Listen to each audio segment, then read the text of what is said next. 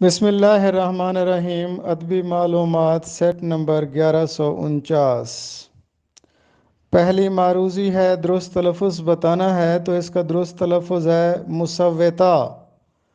اکثر لوگ اس کو مسوطہ پڑھتے ہیں، جبکہ درست تلفظ ہے مسوّتہ۔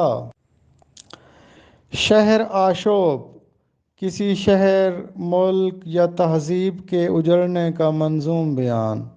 یہ درست تلفظ شہر آشوب ہے۔ اس کو اضافت کے ساتھ شہر آشوب پڑھا جاتا ہے، جو کہ غلط ہے۔ شہر آشوب درست تلفظ ہے۔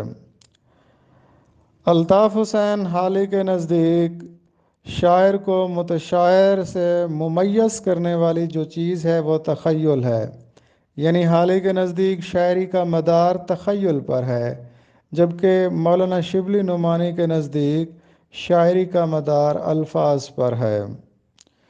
ایک مشہور شعری مجموعہ ہے عشق نامہ۔ عشق نامہ کے خالق ہیں عرفان صدیقی۔ عرفان صدیقی لکھنؤ سے تعلق رکھتے تھے۔ 2004 میں ان کا انتقال ہوا ہے۔ ان کا یہ جو شعری مجموعہ ہے عشق نامہ، اس کی خوبی یہ ہے کہ انہوں نے کربلائی استعاروں اور رموز و علائم کو عصر حاضر کے حالات سے جوڑا ہے۔ استعارہ کے ارکان۔ استعارہ کے 3 ارکان ہوتے ہیں: مستعار لہو، مستعار منہ، وجہ جامعہ۔ مستعار لہو اور مستعار منہ کے درمیان جو نسبت ہوتی ہے اس کو ہم اضافت استعارہ کہتے ہیں۔